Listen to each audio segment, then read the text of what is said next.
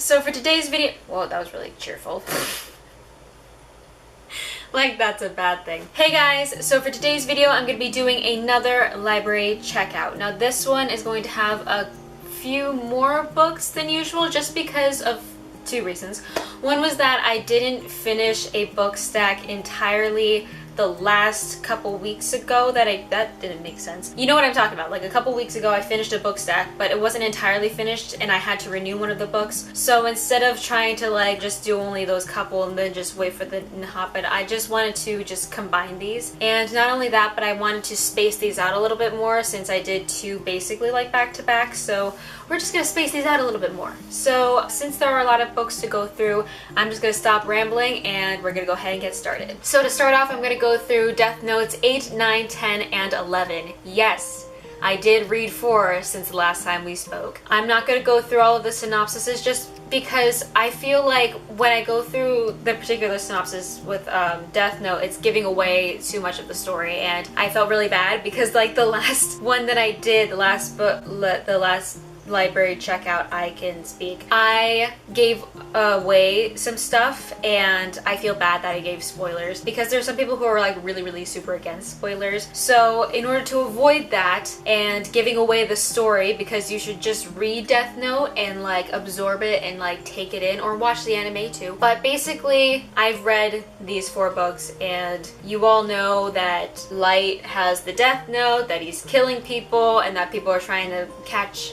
Kira, who was Light, and shit's getting real. So that's what's happening so far. In terms of a review of what I've been reading so far though, I do like the series. However, after the huge event that happened in book 7, it's just become like this battle of pride, which is annoying me. I feel like it's become less about like trying to save humanity from going fucking crazy and believing in Kira and thinking that Kira is right and that all this stuff and treating him like a god. And it's become more about the fight between Nier and Light and like, you know, one of them eventually winning and succeeding, and it's like, oh well, you know, I got my revenge, oh well, I got what I wanted, and blah blah blah blah. And it's just, it's so like stop. Like there's a bigger picture, guys. So that's the only thing that I have to say about that, but otherwise it is going really great. Of course, every time I've brought up Death Note, I definitely recommend it. So since I'm not going to be talking about how the plot is going anymore, just read it yourselves because it's great. The next book that I read was from the first book stack, and it was The Tales of Beetle the Bard. Excuse me. I can't speak. Hold on. The Tales of Beetle the Bard by J.K. Rowling. And obviously I read this because it's Harry Potter related. It is one of the books mentioned in the series, and I really just gave this 5 out of 5 stars. It was just good. Like it's not anything that actually specifically relates to Harry Potter, other than that it's the same kind of world, but it's just a book about fables, and I just thought that the fables were really interesting, and I really liked how I'm doing my review. Hold on a second. But yeah, so it is just a little book of fables, and it's just kind of like Brothers Grimm if you think of it that way, but like the wizard's version. I just thought it was super cute to read. It was really easy. It's really small, like it's probably like about 100 pages, not very long at all, and I just thought it was really interesting because if you think about Harry Potter and the whole series and all the books mentioned and all that kind of stuff, it's so intricate, and I'm like, the fuck, like it's so just crazy beautiful, and I thought that this was a really sweet book. So yeah, 5 out of 5. Give it a read. Then the following book that I read was Golden Boys by Sonia Hartnett, and I gave this 2 out of 5 stars. I know.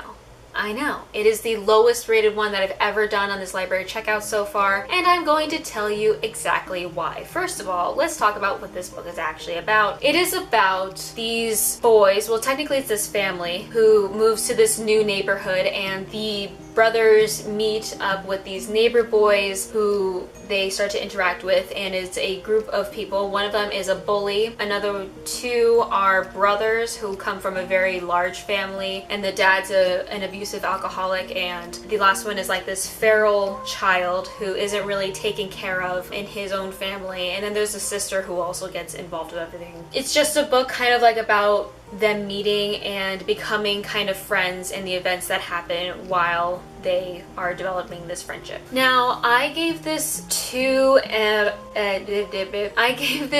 out of 5 stars because it was just so dry. It was fucking sandpaper. Like, the writing style itself is just very dry. It's written in third person, and I think I talked about this in the past, where like if you aren't careful when writing third person, you can sound very much like a textbook and just really boring.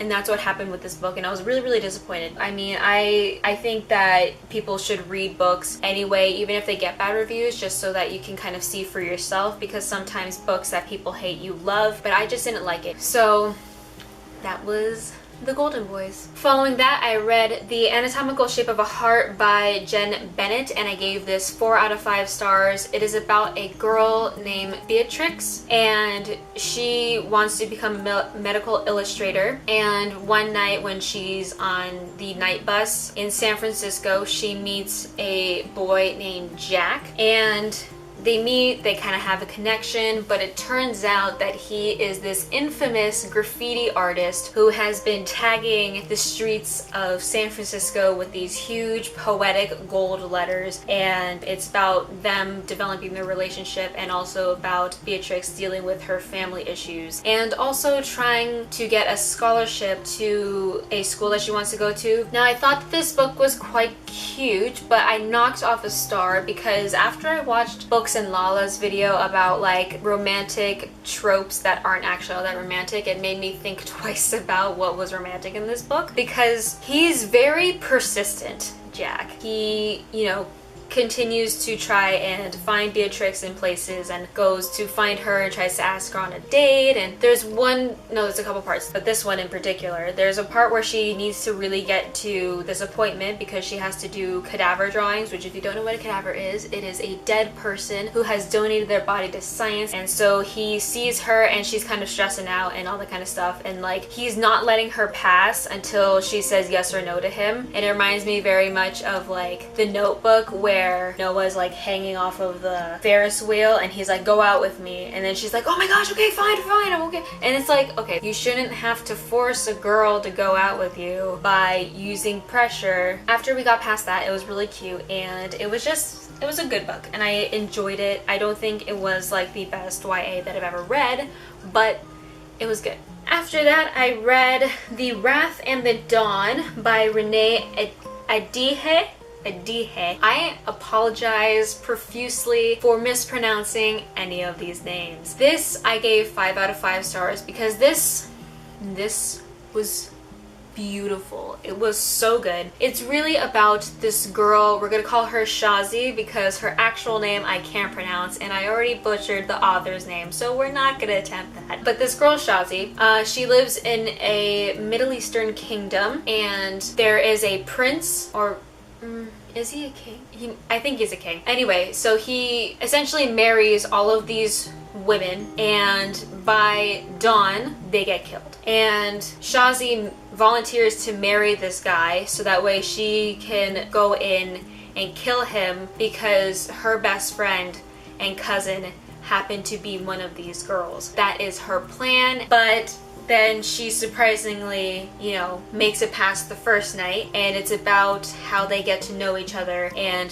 the development of that relationship and other kingdomy political stuff as well. So I just loved this book. Like I was saying in Golden Boys, writing in third person can be tricky. If you don't do it right, it can sound very dry, very much like a textbook, and you just want to take it and smash your face with it until you don't even comprehend words anymore. This was not bad. It's written in third person and it is beautifully done. It's so just encapsulating, and it's very, if you enjoy Beauty and the Beast, you will love this book because it's very much that kind of story. It was just super well done, super beautiful. I've seen people rave about this all across BookTube, and I was just like, fine, I'll read it because it sounds really interesting, and it totally was. I'm just never getting over it. After that, I read A Totally Awkward Love Story by Tom Allen and Lucy Ivinson. And essentially what this is about a girl named Katie, and then there is a boy, and he's kind of this like dorky, lanky, kind of awkward guy named Sam, and him and Katie meet at a party in the bathroom. Out of context, that sounds really weird, but they kind of have this connection, and then they separate. They kind of, you know, go their own ways for a little while, and it's them meeting up and breaking apart, meeting up again, and like how they develop their relationship. And it also has to deal with friend drama as well as a little bit of teen worries about where am I going with my life after high school. So I gave this 4 out of 5 stars because, like Anatomical Shape of a Heart, it wasn't bad, but it was just kind of okay. Like, it wasn't like I'm just gonna rave about this forever and ever and ever. Although there were a lot of funny parts in A Totally Awkward Love Story. Like, there's a lot of pop culture references. They mentioned the Jonas Brothers, which I was like, bless. They also mentioned a lot of Harry Potter, which also I was like, bless. But it was cute and it was good and I enjoyed it. A lot of people I've heard compare it to like Skins, which I can see why they do that, because it's like the essence of Skins, where there's like a lot of stories going on at once and like they all interlock with one another. But it wasn't entirely that case, since the main thing about the whole story was Sam and Katie. And I also think that Skins is a lot more in there. And I feel like although this did include a lot of talk about sex, which if you are not mature enough to handle that kind of content, then don't read this book. But that was pretty much it. It did involve like weed and smoking and alcohol and that kind of stuff, but it wasn't anything that's as intense as Skins can get. So that's why I kind of saw a difference. I just really think that it was a good read, and if you want to pick it up, go for it. You're gonna enjoy it. So after that, I read Thanks for the Trouble by Tommy Wallach, and I gave this 5 out of 5 stars, and it is amazing.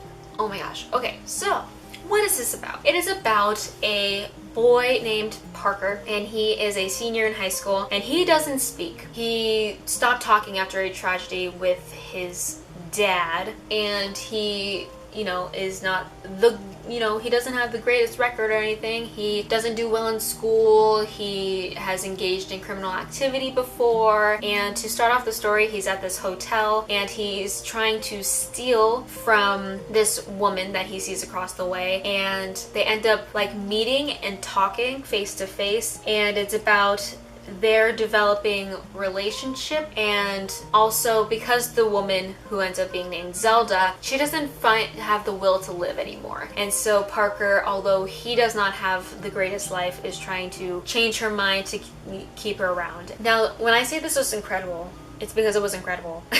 I mean, it was funny, it was well done, there was a lot of things that you can learn about life. If you've ever struggled with finding a reason to enjoy life, this is the kind of book that can help you like think about it in a different perspective. And if you have a similar situation where you're going through this hard time and you need to let go of a past, this is the kind of book that you should definitely read, because I think that it was really uplifting, and I think that it was just very, very well done. It was very funny and enjoyable, and the story always keeps you interested, keeps you in it, and I definitely 1000% recommend this book. Like, read it. It is so good. And then finally, I read We Are the Ants by Sean David Hutchinson. Now, if you follow any other booktubers, you will have heard the title of this because everybody has been raving about how good this book is, and let me tell you, they are right. It was really good. And what it's about is about this boy named Henry, and he gets abducted by aliens multiple times. From a very young age is when it started, and he gets abducted, and because of this he gets bullied at school and is called Space Boy, and he's dealing with a lot of issues regarding his family, as well as friendships, as well as developing relationships, as well as dealing with the loss of his boyfriend. And it's just riveting. It's really funny. I think it's really well written, and I did enjoy it. However, I know that I ended that really strangely. Oh well. However, I will say that the majority of this book is kind of depressing. And the only reason that I say that is because for the majority of this book, Henry is trying to kind of figure out how to deal with all this stuff, but he's not handling it well. He doesn't think very highly of himself at all. He is more like is what that is. He doesn't think he's attractive. He thinks he's ugly and gross and just pathetic and this loser, and no one really cares about him, no one really loves him, and it's sad in that sense. And I think if you have had those thoughts and that anxiety about that this is going to be a bit of a tricky book.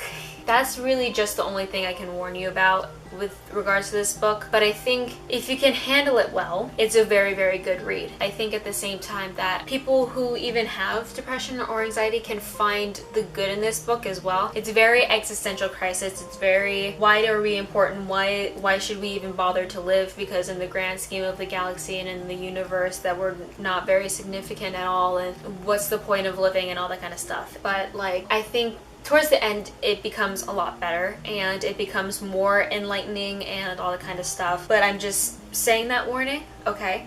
Because I don't want anybody to try to read this book and then feel triggered and anxious and that kind of stuff, because if you get really invested in books like I do, you can kind of start to feel very much like how the characters feel, and it can fuck with you. So that's the only thing. But other than that, it was a good read. It was a really, really good read. It was, like I said, it was funny, it was intelligent, it was smart. It includes stuff about science and it includes stuff about just love and art, and I think that it's really beautiful, really well done, and all the people who have given it so much praise, it definitely deserves praise, and it definitely deserves, so many more people to read it. So take with that what you will, and I just think you should read it, but like I said, just be careful. So those are all of the books that I read for the past couple of weeks. I'm going to tell you thank you for watching this video, and that I hope you enjoyed it, and that I really hope that this ended up not being as long as I expect it to be. If you happen to like this video, then please do give it a thumbs up. I would really, really, really appreciate it. And if you want to see some more videos from me, then please do hit subscribe.